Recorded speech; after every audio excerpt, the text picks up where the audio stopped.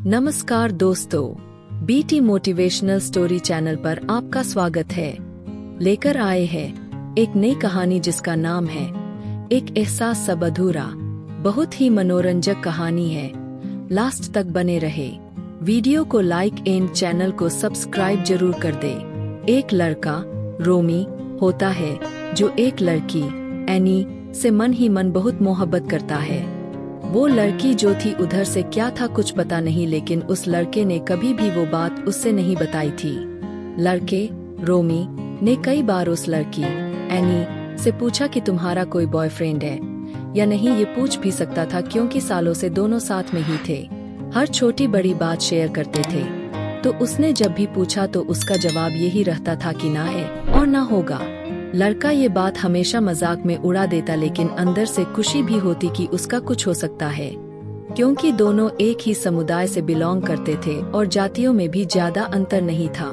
उनका ये सिलसिला कई सालों तक चला। आखिर में लड़के रोमी ने उस लड़की को प्रपोज किया। लड़की एनी की तरफ से कोई पॉजिटिव रिस्पांस नहीं आया था। उसका यही जवाब होता कि हम सिर्फ अच्छे दोस्त हैं। लेकिन दोस्ती बरकरार रही, दोनों में सब कुछ वैसा ही चलता रहा और लड़के ने कुछ समय बाद दोबारा से प्रपोज किया। तब भी उस लड़की का जवाब वैसा ही था। तो उस लड़के ने इतना कहा कि अगर तुम्हारा कोई बॉयफ्रेंड है तो बता दो, मैं रास्ते से हट जाऊंगा और दोबारा से ऐसा नहीं करूंगा। तब भी लड़की का इतना ही जवाब आया कि नहीं है कोई बॉयफ्रेंड और ना ही होगा। इस बात से लड़के का दिल बहुत दुखता है और वो कुछ टाइम के लिए कोचिंग जहाँ वो पढ़ते थे जाना बंद किया और बात भी करना। इस बात से लड़की एनी ने बहुत बार कांटेक्ट किया और कारण पूछा, जिसका जवाब देना रोमी ने जरूरी नहीं समझा। इसके बाद उस लड़की एनी ने भी कई बार सॉरी बोला उसके लिए और ये भी कहा कि तुम मुझसे बात करो या ना करो, लेकिन तुम मेरी फ्रेंड लिस्ट में हमेशा रहोगे। आज या चार साल बाद, इस बीच कुछ दिनों के बाद उनके बीच फिर से पहले जैसा सब कुछ होने लगा। फिर से बातें होने लगी, लेकिन लड़का अपनी मोहब्बत को किसी भी हाल में खोना नहीं चाहता था और ना ही दोस्ती भी। एक दिन कहीं से उसके फेसबुक अकाउंट पर एक फ्रेंड रिक्वेस्ट आता है। उसमें जब उसने उसकी प्रोफाइल चेक किया तो उसके स्टेटस में उस लड़की की फोटो लगी हुई थी। पूछने पर उसने बताया कि मैं उसका बॉयफ्रेंड हूँ। लड़का रोमी ये सब सुनकर स्तब्ध रह जाता है, क्योंकि एनी ने उसे कभी भी नहीं बताया था इस बारे में। और ये सैंडी क्या कह रहा है, उसे विश्वास ही नहीं हो रहा था। फिर उसने ज्यादा जानना चाहा उसके बारे में। इस बीच 2 से 3 दिन तक चैटिंग हुई उस लड़के सैंडी से जो उसका बॉयफ्रेंड बता रहा था। तो उसने वो सारा कुछ बताया। लड़का रोमी खुद पर विश्वास ही नहीं कर पा रहा था कि वो क्या सुन रहा था। थोड़ा और बात करने पर उस लड़के सैंडी ने उसके साथ की बहुत सी पिक्चर और वीडियोस भेजे। लड़का स्तब्ध, ना एक बोल रहा है ना दो, साथ ही बहुत सी प्राइवेट बातें शेयर की। उसे जो पीड़ा हुई जिसका अंदाजा शायद ही कोई लगा सकता होगा। साथ में उसने ये भी बताया कि हमारे रिश्ते को 7 साल हो गए हैं, ये कि हमारा अफेयर 7 सालों से चला आ रहा है। वो लड़का सैंडी क्यों सारी बात बता रहा था वो समझ नहीं आ रहा था, क्योंकि जब ये एक दूसरे को पसंद करते थे तो उसे ऐसे बोलना शोभा नहीं देता था और बहुत ही बदतमीजी से उसके बारे में बोल रहा था, हर छोटी बड़ी बात को। रोमी ये सब सुनकर बस हाँ में हाँ मिला रहा था और कुछ बोल नहीं रहा था। साथ में उसके बॉयफ्रेंड सैंडी को उकसा भी रहा था कि वो और कुछ बोलता रहे। वो सब बोलता गया। रोमी पर जैसे दुखों का पहाड़ आ गिरा हो, क्योंकि जिससे वो प्यार करता था, इतने सालों से दोस्त थे, उसने इतनी बड़ी बात छुपाई थी उससे। अब लड़का रोमी इस सदमे में रहा। कुछ दिन तक किसी से जिक्र नहीं किया इस बारे में और उसे भी देख रहा था कि आखिर इससे झूठ कैसे बोला जाता है।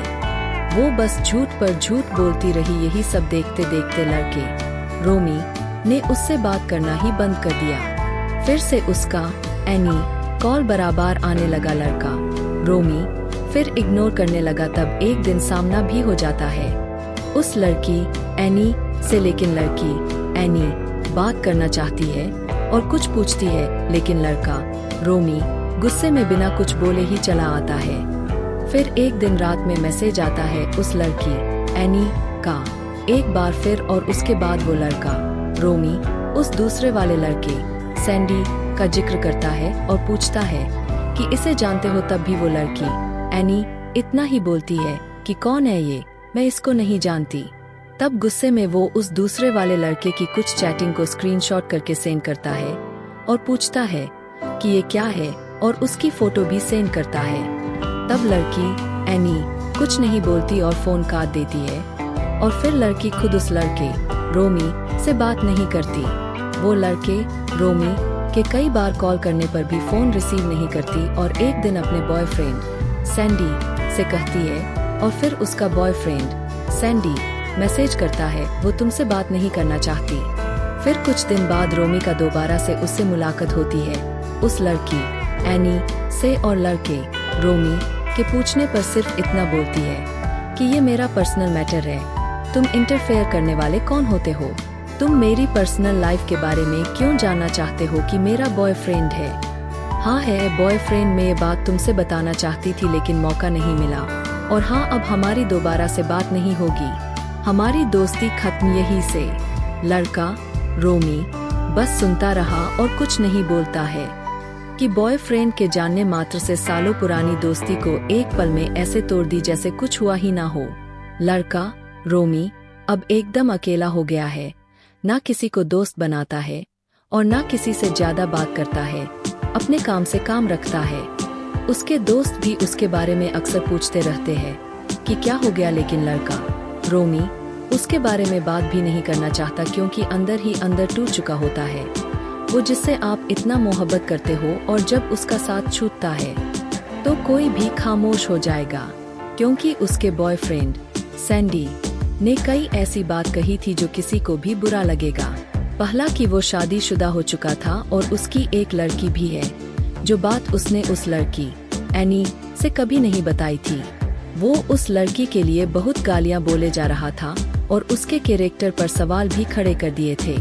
वो यहाँ तक भी बोल रहा था कि ये तो मेरी रखेल थी 7 सालों से, और 2 बार प्रेगनेंसी का भी जिक्र किया। सोचने वाली बात, वो एक अनपढ़ बस ड्राइवर था जो उसके एनी के स्कूल में बस चालक था और उम्र में भी बड़ा ही था। ये सब सुनकर भला कौन दोस्त अपनी दोस्त को अकेला छोड़ना चाहेगा, लेकिन वो सुनने को तैयार ही नहीं थी कुछ। वो लड़का रोमी उसके बॉयफ्रेंड सैंडी की सारी चैटिंग और फोटो वीडियो आज भी संभाल के रखा हुआ है, और उस लड़की की भी कुछ चैटिंग जो उसकी दोस्ती की मिसाल थे। ये सोचकर कि शायद कभी जरूरत पड़े या उसे सफाई देने की जरूरत पड़े तो उसके काम आ सके। उसमें मेन एविडेंस उसका एमएमएस था, जो शायद उसे इसी बात के लिए ब्लैकमेल करता रहा होगा। वो लड़का इसलिए आगे नहीं आया कि उंगली उस पर भी उठ सकती है और बदनामी भी उसके दोस्त एनी की ही होगी। आज उस लड़के रोमी को उससे बात किए 3 साल से ज्यादा हो गए, लेकिन आज भी उसे उसकी कमी खलती है। वो आज भी अपनी दोस्त एनी को वापस पाना चाहता है। उसकी नजर में उससे अच्छी दोस्त मिल ही नहीं सकती उसे। वो लड़का आज भी उसका इंतजार करता है। कभी कभी आते जाते समय रास्ते में वो दोनों आपस में मिल भी जाते हैं, तो कभी बात नहीं होती। अब उस लड़के रोमी की शादी के लिए सगाई फिक्स हो गई है, जो उसके घर वालों ने देखा है, और बहुत ही जल्द शादी भी हो जाएगी। वो उसके लिए अपने दोस्त को इन्फॉर्म करना चाहता है, बताना चाहता है, पूछना चाहता है कि उसे पसंद है या नहीं, ऐसे ही बहुत कुछ।